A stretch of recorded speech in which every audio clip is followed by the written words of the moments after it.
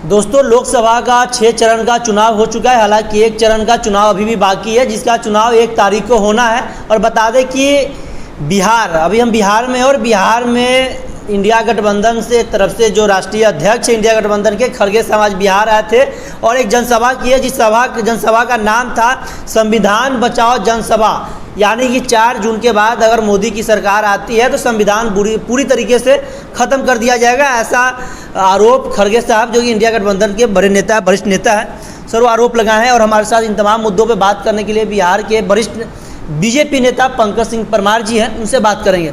Sir, खड़गे जी आज बिहार आए थे और संविधान बचाओ जनसभा, उनका सभा का नाम ही रखे थे। 4 तारीख को सरकार आती है बीजेपी की, संविधान पूरी तरीके से नष्ट कर दिया जाएगा, ऐसा उनका आरोप है। क्या कुछ कर रहे हैं?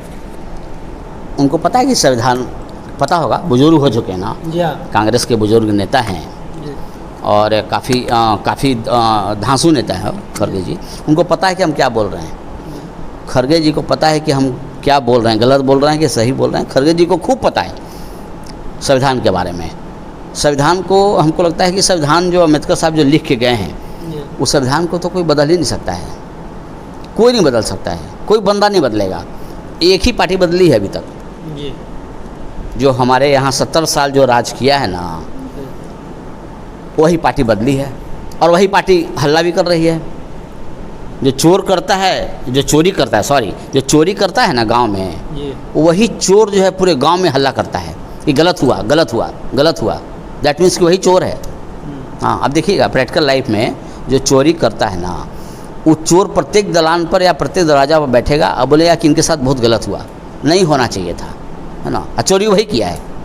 तो वही बात है खड़गे जी के साथ। खड़गे जी को पता है कि चोरी किसने किया संविधान में, इसलिए वो हल्ला कर रहे हैं कि संविधान को बदल देंगे, संविधान को बर्बाद कर देंगे। एक छोटा सा लाल किताब भी दिखाते रहते हो कि इसको हम तो डायरी बोलते हैं कि लाल डायरी दिखा दो संविधान। क्योंकि संविधान को यदि इज्जत करते तो प्रत्येक लोकसभा में जहाँ भी वो जाते हैं इलेक्शन कैंपेन करने, वहाँ वो किताब को, संविधान को दिखाने की चीज़ नहीं है। संविधान और गीता दो जो ऐसी चीज़ है हमारे भारत में, उसको सिर पर ढोने का चीज़ है, सिर पर ढोने का चीज़ है। तो लोगों को बताते हैं कि वो क्या करते हैं कि नीचे रखते हैं, ऐसे उठा के दिखाते हैं कि हमारी संविधान है। अमेरिका क्या सोचता होगा, या इंडिया से अब्रोड जो भी अमेरिका और फ्रांस और ब्रिटेन, जापान जो भी कंट्री है, वो यदि इस सीन को देखता हो तो क्या सोचता होगा कि इंडिया में वास्तव में लगता है कि संविधान खतरे में है, इसका फ़ायदा हम उठा लें। यदि मोदी जी उतर जाते हैं गद्दी से, हमारे विश्वगुरु, उसके बाद संविधान वास्तव में बर्बाद हो जाएगा हमारा। चूँकि 2-3 बार बर्बाद कर चुके हैं ना, 2-3 बार बर्बाद कर चुके हैं। उसमें इंदिरा गांधी भी थी, राजीव गांधी की हत्या हुई थी, है ना। उसके बाद इलेक्शन, लोग कहते हैं कि इलेक्शन कमीशन को भी बर्बाद कर देंगे मोदी जी। ये भी बहुत बार कर चुके हैं, आरोप लगाते हैं। तो राजीव गांधी जी की हत्या हुई थी और वो इलेक्शन चल रहा था उस समय, वो खड़े भी थे। तो नियम है कि जिस कैंडिडेट का जो कंस्टिट्यूंसी है, यदि उसकी मौत हो जाती है तो इलेक्शन कमीशन डेट आगे बढ़ा देती है। बाकी सब जगह इलेक्शन होगी, लेकिन राजीव गांधी जिस कंस्टिट्यूंसी से खड़े थे, या कोई भी अभी भी यदि किसी की मौत हो जाए, ऐसा ना हो, किसी की मौत हो जाती है तो वहाँ का इलेक्शन केवल कैंसिल होता है। लेकिन उसमें क्या हुआ, पूरा इंडिया का इलेक्शन कैंसिल हो गया, पूरा इंडिया का इलेक्शन कैंसिल हो गया।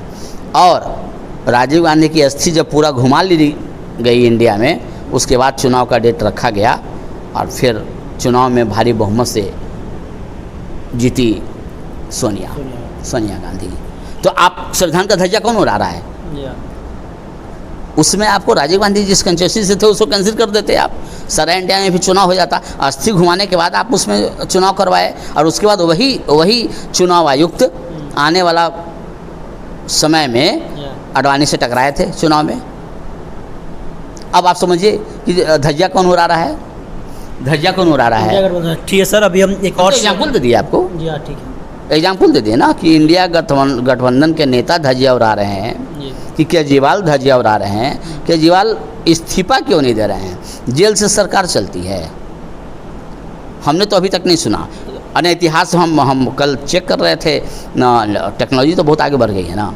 अभी तक ये भी कहते थे, केजरीवाल ही पहले कहते थे कि भ्रष्टाचार पर जिसको आरोप लगना चाहिए उसको तुरंत इस्तीफा हम लेंगे, है ना। सब पर आरोप लगाए, और बीजेपी पर, कांग्रेस पर, दिस एंड दैट, जिस पर उनका कहना था कि आरोप लगे और तुरंत आप इस्तीफा दीजिए। अपने मंत्री का भी इस्तीफा एक ले चुके हैं वो, अपने मंत्री का भी एक इस्तीफा ले चुके हैं, लेकिन खुद इस्तीफा नहीं दे रहे हो। संविधान जब अपने ऊपर आया तो कह रहे कि नहीं हम इस्तीफा नहीं देंगे, संविधान उधर है, संविधान हम नहीं जानते हैं, हम इस्तीफा नहीं देंगे। और अभी तक तो उसने इस्तीफा नहीं दिया है। 1 तारीख को फिर वो अंदर जाने वाले हैं, है ना। अभी भी कह रहे हैं कि हम कुर्सी नहीं छोड़ेंगे, कुर्सी हम छोड़ेंगे हमारी पार्टी बर्बाद हो जाएगी। आपको पार्टी पर विश्वास नहीं है, अपनी वाइफ पर तो विश्वास होगा। आप वाइफ को सीएम बना दीजिए, आप रिजाइन तो मारिए। इसमें वो जो झारखंड वाले सीएम थे वो अच्छा किए, जैसे ही उन पर भ्रष्टाचार का आरोप लगा पार्टी के किसी आदमी को सीएम बना दिए, और अपने वो अभी अंदर हैं। तो केजरीवाल से तो बेहतर वो है, वो केजरीवाल कुर्सी नहीं छोड़ रहा है। हाँ नहीं, संविधान की धज्जियाँ कौन उड़ा रहा है? हमारे विश्वगुरु उड़ा रहे हैं कि वो लोग उड़ा रहे हैं? हम तो प्रूफ दे दिया आपको। हाँ सर, एक और सवाल रहा है कि बिहार में तेजस्वी यादव जी मोदी जी के ऊपर एक पत्र लिखे हैं, और कल मोदी जी बिहार भी आए थे और बोले थे कि जो भी लोग भ्रष्टाचार में संलिप्त है, चाहे वो कोई भी राजकुमार हो, जेल जाना पड़ेगा।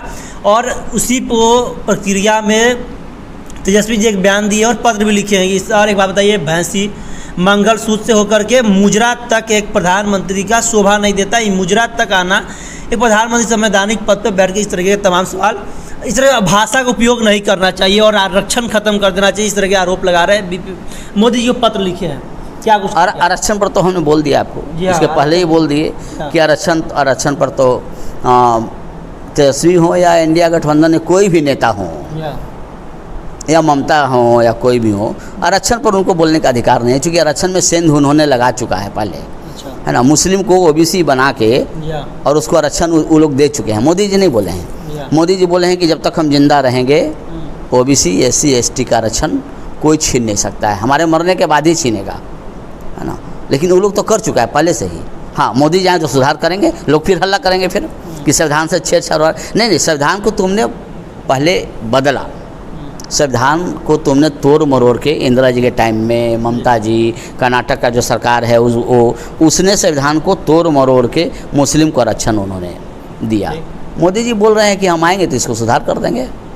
ओबीसी है तो ओबीसी रहेगा, मुस्लिम है वो मुस्लिम रहेगा, धर्म के आधार पर हम आरक्षण नहीं देंगे, जिंदा रहते हुए नहीं देंगे। ये हमारे मन से आगे विश्व गुरु का ही कहना है कि यदि उनको मुस्लिम को आरक्षण देना है तो मंच पर से अनाउंस कर दें वो कि हम मुस्लिम को आरक्षण देंगे। लालू जी बोले हैं, कुछ दिन पहले बोले, तुरंत वापस पलटे, सुबह बोले शाम में वापस पलटे। क्यों पलटे?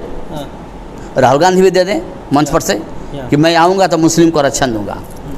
जो ऐसे बोलते हैं वो मंच पर से बोल दें कि मैं मुस्लिम को धर्म के आधार पर आरक्षण दूंगा, ये हमारे मैनिफेस्टो में है, या मैनिफेस्टो में लिख दें, है ना। नहीं करेंगे वो काम, नहीं करेंगे। बीजेपी की तरफ से साफ तौर पे क्लियर हो चुका है कि धर्म के आधार पर आरक्षण नहीं मिलेगा जब तक मोदी जी जिंदा है, हमारे विश्व गुरु, वो नहीं दिया। धर्म के आधार पर तो वो नहीं देंगे।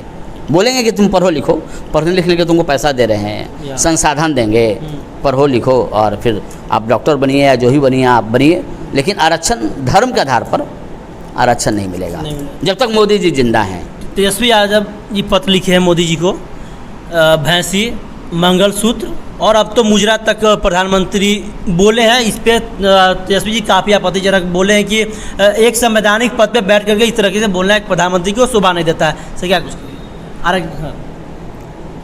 तेजस्वी यदि पत्र लिखे ना जी, तो पत्र यदि लिखते होंगे, यदि वो अपने हैंडराइटिंग से लिखे हैं या कोई उनका स्टाफ PA यदि टाइप किया होगा तो PA भी थरथरा रहा होगा। क्योंकि भैंस की बात तो मोदी जी किए नहीं, पहले भैंस की बात नहीं किए। भैंस तो कांग्रेस से बांटती थी और पुच्छी पकड़ के और सींग पर से उतरते थे। जो पत्र लिखे हैं उन्हीं के कोई होंगे जो केवल भैंसी का चर्चा करते थे कि हम चराने जाते थे तो पुच्छी पकड़ते थे, सींग पर से उतरते थे, तो हम दूध पीते थे, है ना, तो ये करते थे। मतलब कि भैंस का जो भैंस पर जो ऐसे लेख जो लिखते थे उन्हीं का कोई अपने ही आदमी लिखते थे। साफ तौर पर ये क्यों नहीं कहते थे जिसको भैंस नहीं पटक का नरेंद्र मोदी क्या पटक सकता है? ये लालू जी का बयान था, तब क्लियर बोल दीजिए। भैंस की जो बात है ना मोदी जी नहीं कर रहे हैं, वो तेजस्वी जी का जो तेजस्वी एंड फैमिली भैंस की बात वो करते हैं 30 साल से, है ना। और उनका जो समाज यादव समाज है, इसी बात पर यादव समाज खूब हंसा और खूब ठिठोली लगाया। यानी लालू जी के दिमाग में बैठ गया था कि बिहार के जनता को हंसना नहीं आता है, इसको केवल हंसा दो और राजनीति करो, है ना। वो ऐसा ही बात ही बोलते थे। कोई जा रहा है, लालू जी के देख लिए, कोई नंगे कोई बच्चा खड़ा है, गाड़ी रोकवाए, लाइव बाय साउंड मंगवाए, उसको नहलाए धुलाए, है ना, और फिर आगे बढ़ गए। अरे ये क्या राजनीति आप कर रहे हैं? आप यदि सही राजनीति करते, लालू एंड फैमिली सही राजनीति करते, तो मेट्रो कभी का आ गया होता, मेट्रो कभी का आ गया होता हमारे पटना में। और जो पटना यूनिवर्सिटी है ना, वो सेंट्रल यूनिवर्सिटी कब की बन गई होती। एक ज़माने में लालू जी का काफ़ी सिक्का चल रहा था, यहाँ भी और सेंट्रल में भी। और एक बार एक ऐसा संजोग बैठा था ना कि वित्त मंत्री मेरा, शिक्षा मंत्री मेरा, रेल मिनिस्टर मेरा, बिहार के और बिहार, हाँ सब बिहार के और सब पर लालू जी का सिक्का चलता था, सब पर लालू जी का सिक्का चलता था।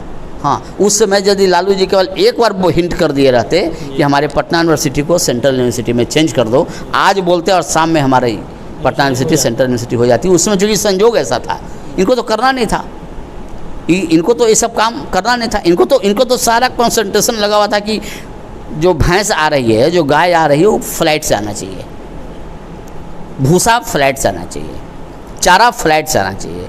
अरे चारा विश्वविद्यालय खोलने, चरवाहा स्कूल जो है वो खोलने की क्या जरूरत थी? अरे भैंस चराते आप पढ़ाई कीजिए उनका, ये ऐसा होता है। भैंस किसी खेत में घुस जाएगी, वो किताब छोड़ के भागेगा डंडा लेके भैंस भगाने के लिए, वो बेचारा भागेगा। इसका मतलब कि आप अपने जो समाज है या जो भी भैंस पालते होंगे उस समय, आपकी मानसिकता रही थी कि भैंस तक ही सीमित रह जाए। भैंस से आगे जैसे ही बढ़ेगा, ये हमसे कुछ न कुछ डिमांड करेगा। डिमांड क्या करेगा? शिक्षा का डिमांड करेगा, स्वास्थ्य का डिमांड करेगा, है ना, डिजाइन और डेवलपमेंट, मतलब कि जो भी डिमांड करेगा अच्छा ही डिमांड करेगा। भैंस से निकलेगा तब, लेकिन भैंस से इन्होंने कीचड़ से निकलने नहीं दिया तेजस्वी एंड फैमिली। तो भैंस की बात तो ये लोग करते हैं। यदि उसके जवाब में हमारे विश्वगुरु एक लाइन भैंस का नाम ले लिए, आप 1 लाख बार नाम लिए, नो प्रॉब्लम। हमारे विश्वगुरु एक बार नाम ले लिए, तो आप तो खुद कहते हैं कि हम दूसरे को मिर्ची लगा रहे हैं।